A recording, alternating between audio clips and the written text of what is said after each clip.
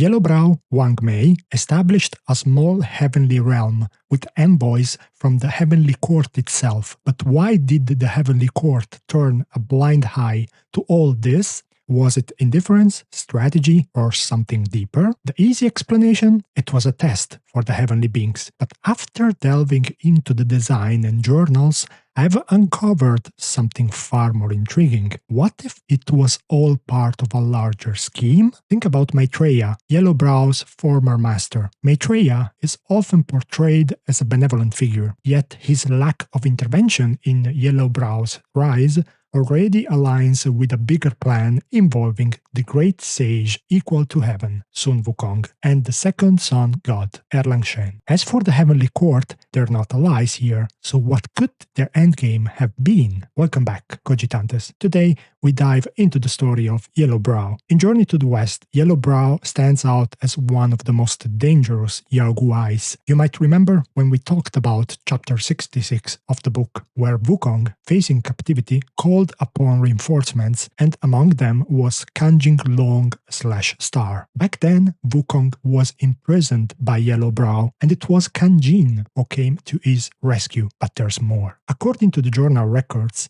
Kang-Jin discovered that one of the 28 lunar mansions, Dawnstar, had mysteriously disappeared. This mansion once disguised itself as a rooster to aid Tang Sanzang and his disciples in their battle against the Scorpion Demoness. In the fourth chapter of the game, we come face to face with the corrupted version of Dawnstar, which is Duskvale. Duskvale was once a celestial force of order. His descent into corruption began with his failed attempt to retrieve one of the great sage's weapons. Then, after consuming a forbidden fruit, he transformed into a Yaoguai, which does not mean that he became evil. Unlike the Western notion of demons as inherently evil beings tied to hell, Yaoguai are more nuanced. They're supernatural entities, animals, plants, or even objects that have cultivated powers through age or spiritual practice. Was it ambition or desperation that drew him to consume the fruit? The lines blur here, as they often do in Chinese cosmology when it comes to morality. Dawnstar's disappearance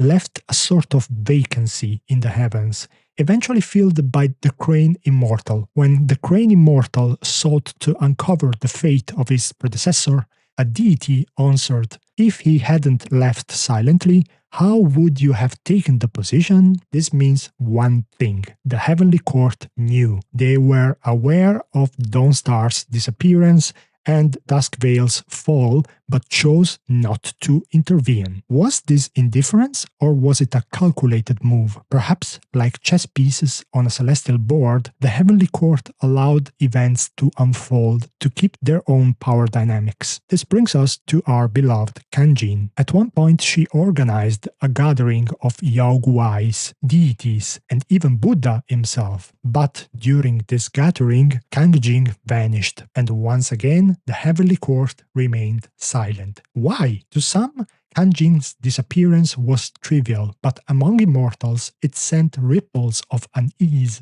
especially given the parallels with Dawnstar. Both had ties to the great sage, and both seemed to reject alignment with the Heavenly Court. Were they followers of Wukong, seeking to honor his rebellious legacy, or were they outcasts, powerful yet unwelcome in the celestial order? Think of Kuimu Wolf, which says with a bit of sarcasm, "You all who always boasted about your friendship with that monkey, why are you silent now?" It's a challenge to the so-called allies of the great sage. Were they truly his allies, or were their loyalties as transient as celestial power itself? It shows the hypocrisy of those in power and the precarious balance between self-interest and genuine camaraderie in the celestial hierarchy. It turns out Kang-Jin's true purpose in descending to the mortal world was not what it seemed. She wasn't there to seek protection for others. Her mission was far more personal. She was searching for Wukong, but when Kang-Jin was captured, no rescue came. Then,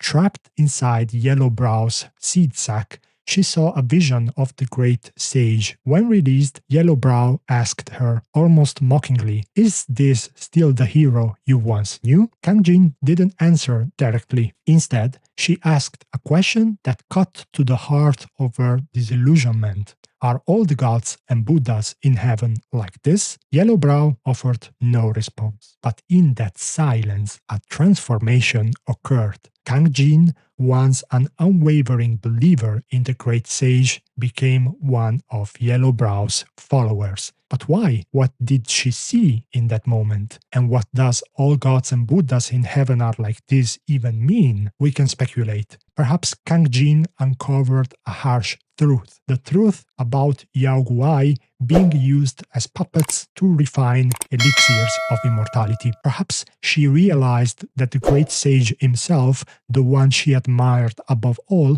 was no different from the gods she defied. Or perhaps what she saw was a carefully crafted illusion by Yellowbrow, which is what most of the people believe, and that's why they call Yellowbrow evil. According to her journal, there's a cryptic saying, "Black and white entwine, old friends art to find." Could her visions, phantom-like figures representing the dualities of right and wrong, have misled her? Could Yellowbrow have planted these doubts as a way to subdue her spirit? This doubt isn't limited to Kang-Jin. The journals of others subdued by Yellowbrow, like the Turtle General, reveal similar stories. Their shared disillusionment offers a clue to why the Heavenly Court never intervened. And now we come to my explanation. To the Heavenly Court, Yellowbrow was nothing more than a pawn, and so they allowed him to act freely, knowing he could be used to eliminate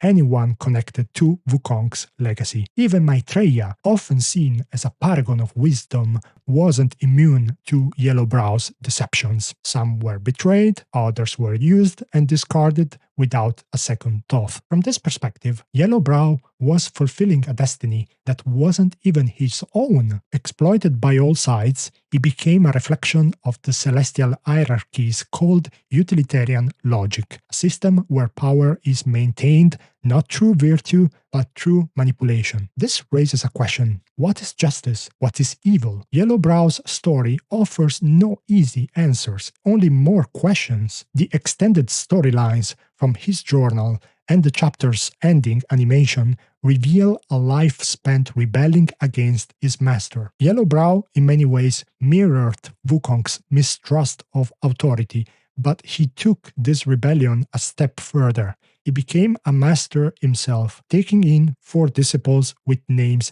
as provocative as his philosophy: non-void, non-able, non-pure, and non-white. One phrase from his journal stands out. In the land of bliss, at the 8 precepts, I laugh with delight. The 8 precepts of Buddhism: no killing, no stealing, no lust, no lying, no intoxicants, no attachments, no arrogance, and no material indulgence, represent the path to liberation. But while Buddhism teaches self-restraint as the path to enlightenment, Yellowbrow views indulgence as liberation, turning the 8 precepts into objects of scorn. Even visually, Yellowbrow mocks Buddhist symbolism with a distorted halo on his back, with 3 twisted bodhisattva statues and 2 grotesque red heads hanging, parodying the virtues he claims to embody. In another entry, he outlines his principles of struggle, resolution, joy, and satisfaction. And then comes the most striking line: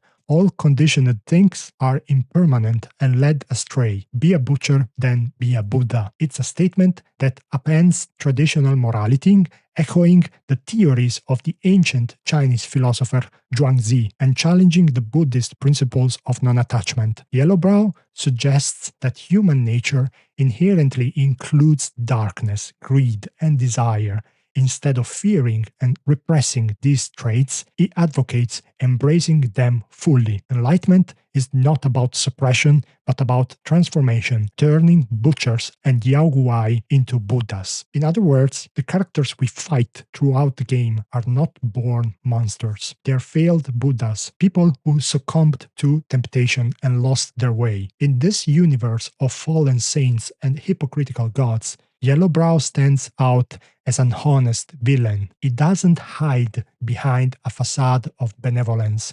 He accepts who he is, flaws, ambitions, and all, while the Heavenly Court operates from behind a mask of righteousness, exploiting others to maintain their celestial order. This brings to mind a famous philosophical anecdote. One day, as Diogenes of Sinope was basking in the sun, Alexander the Great approached and cast his shadow over him. "Ask me for anything you wish," Alexander declared, to which Diogenes replied, "Move aside and let me have my son." Like Diogenes, like Wukong, Yellowbrow rejects the pretense of virtue, embracing his flawed nature as a form of honesty. Yellowbrow's role in Black Myth Wukong echoes this defiance, embracing his nature rather than cloaking it like the Heavenly Court. And so, we circle back to the question from my first video in this series. If it were up to you, who would you be? The honest villain or the hypocritical god? And as always, I hesitate. Thanks for watching. Happy Mindful Gaming. See you next time.